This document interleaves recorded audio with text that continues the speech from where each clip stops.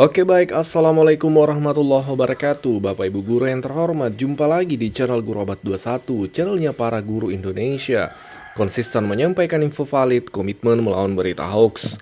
Nah, di video kali ini Bapak Ibu, kita akan cek informasi terbaru. Kami akan sampaikan dua kategori informasi hari ini Bapak Ibu.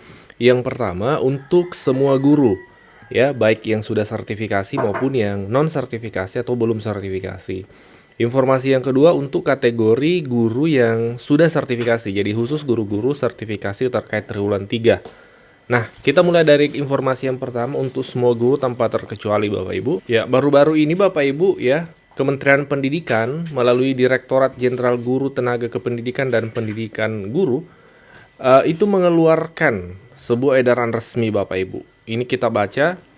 Dengan hormat, kami informasikan kepada saudara bahwa dalam rangka meningkatkan kompetensi guru PAUD, guru SD, guru SMP, ya, Direktorat Jenderal Guru Tenaga Kependidikan bekerja sama dengan lembaga pengelola dana pendidikan memberikan kesempatan kepada guru PAUD, SD, SMP di Indonesia untuk dapat mengikuti program pelatihan teknis literasi, teaching, reading, and writing yang akan diselenggarakan secara daring dan luring.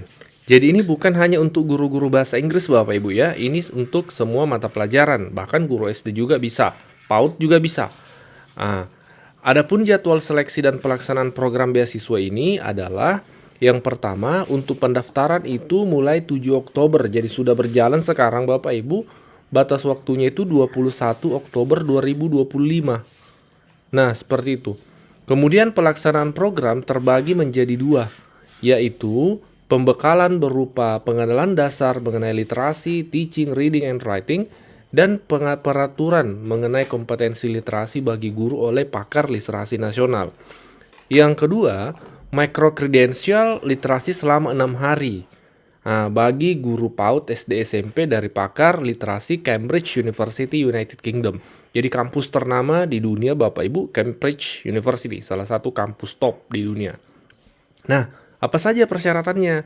Pertama, WNI tentunya, batas usia maksimal 55 tahun, kemudian memiliki kemampuan menggunakan perangkat TIK tentunya, kemudian sudah mengajar paling sedikit 2 tahun, kemudian mengisi formulir ya, jadi Bapak Ibu nanti mengisi formulir, ini formulirnya kami tampilkan linknya sebentar. Kemudian Bapak Ibu harus mengunggah KTP nanti, kemudian SK-nya, kemudian ijazah dan transkrip nilainya, kemudian sertifikat kemampuan bahasa Inggrisnya, kemudian scan pernyataan, ada pernyataan nanti, kemudian rekomendasi dari atasan, esai, dan surat keterangan sehat jasmani rohani dari puskesmas atau rumah sakit.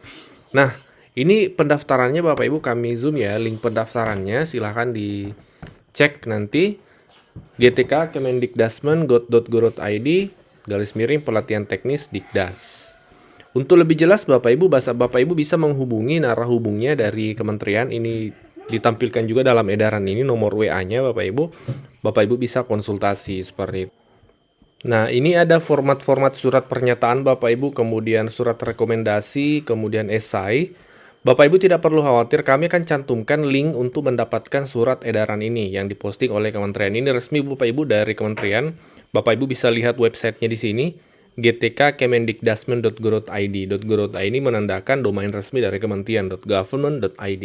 Kami akan cantumkan link ini di deskripsi Bapak Ibu. Ini informasi yang pertama. Nah, itu tadi informasi yang pertama untuk semua guru tanpa terkecuali. Silahkan di-share Bapak Ibu karena informasi itu penting untuk rekan-rekan guru. Informasi yang kedua adalah khusus guru-guru sertifikasi nih Bapak Ibu ya.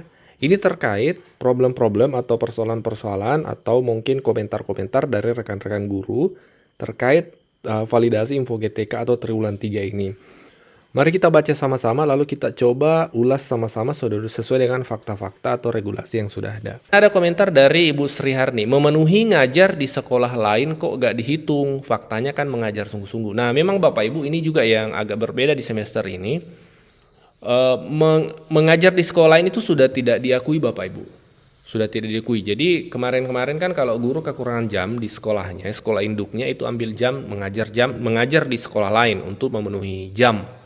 Nah, sekarang itu sudah tidak diakui. Kalau informasi dari admin Info GTK, admin di balik layar kita mengenalnya, Bapak Ibu barangkali juga sudah bergabung di salurannya, itu pernah menyampaikan bahwa sebenarnya bisa kalau memang keterampilan khusus, keahlian khusus lah yang dibutuhkan di salah satu sekolah. Dan itu juga harus melalui dinas seperti itu. Semacam rekomendasi dari dinas seperti itu. Jadi tidak seperti dulu regulasinya terkait mengajar di sekolah lain. Harus memang keahlian khusus yang dibutuhkan dan juga melalui dinas pendidikan. Kemudian komentar dari Pak Suratmin. Tanggal 6 bulan 10 2025 baru pemberkasan di kecamatan. Tadi ada lagi pemberkasan susulan. Terus kapan mau cair? Nah, kalau terkendala ini terkait pemberkasan ini ranahnya di daerahnya sebenarnya. Ya, ranahnya dinas pendidikan entah di kabupaten, kota atau provinsinya Bapak Ibu. Kalau keterangannya di sini tanggal 6 baru pemberkasan, maka wajar saja kalau belum cair.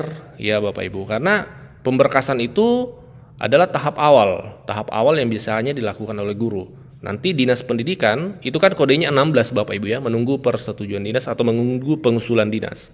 Nah, nanti setelah dinasnya mengusulkan baru berubah kodenya ke menunggu SK lalu terbit SK. Jadi memang kuncinya di sini Bapak Ibu validasi kode 16 itu menjadi sangat penting dan ini memang ranahnya di daerah masing-masing untuk pengusulan atau pemberkasan. Dan setiap daerah memang ini kalau kita lihat beda-beda kebijakannya Bapak Ibu. Ada yang pemberkasan, bahkan ada juga yang terpantau postingan dari teman-teman guru di grup itu menyatakan tidak ada pemberkasan di daerahnya. Yang penting valid itu langsung pengusulan. Jadi memang kebijakan setiap daerah beda-beda seperti itu. Kemudian dari Pak Auludin, buka info GTK saja saya tidak bisa buka, semakin sulit, saya tidak tahu saya punya valid atau tidak. Nah, mungkin yang dimaksud ini adalah dengan adanya verifikasi 2 langkah Bapak Ibu ya. Jadi kalau Bapak Ibu buka info GTK sekarang itu memang tidak seperti kemarin-kemarin di mana bisa langsung login saja. Sekarang harus diverifikasi 2 langkah melalui autentikator, aplikasi kode di aplikasi autentikator. Perlu dipahami bahwa tujuannya adalah agar data Bapak Ibu aman, itu keterangan dari kementerian ya. Bapak Ibu aman, tidak sembarangan orang yang bisa mengakses info GTK-nya Bapak Ibu. Karena meskipun mereka tahu password dan username-nya, kalau tidak tahu kode autentikator yang berubah setiap beberapa detik di aplikasi autentikatornya Bapak Ibu juga itu tidak bisa masuk seperti itu. Kemudian ada komentar, iya dipersulit, saya sudah beberapa hari masih kode 7. Barusan mau cek info GTK, malah sistemnya lagi dalam perbaikan. Ya kode 07 berarti di sini menunggu pengen SK Bapak Ibu ya. Jadi sebenarnya kalau sudah di kode 07 itu tinggal 1 tahap lagi. Artinya Bapak Ibu tinggal menunggu saja untuk terbit SK-nya menjadi kode 08. Kalau sistem info GTK masih dalam perbaikan itu ya wajar Bapak Ibu ya, itu sudah biasa. Kenapa? Karena itu biasanya tanda-tanda penarikan data. Ya, kalau tidak ada penarikan data otomatis teman-teman kita yang tidak valid akan selamanya tidak valid. Jadi kalau sistem dalam perbaikan info GTK itu menurut kami bukan mempersulit, tapi itu memang proses dari penarikan data. Kemudian berikutnya ada komentar, Gresik kemarin tak cek info GTK juga belum SKTP, sudah valid sejak bulan September sampai sekarang juga belum SKTP. Nah, jadi kalau sudah valid Bapak Ibu itu kan kode 16 ya, menunggu pengusulan dinas. Pastikan dinasnya sudah mengusulkan Bapak Ibu. Kalau meskipun valid, tapi kalau tetap di kode 16 tidak ada pengusulan dari dinas, maka tidak akan terbit SKTP-nya. Seterusnya akan di kode 16. Ya, itu pelajaran dari kemarin-kemarin ya. Jadi memang dinasnya harus mengusulkan dulu, baru bisa terbit SK-nya. Jadi silakan dicek Bapak Ibu status info GTK-nya sudah sejauh mana, seperti itu.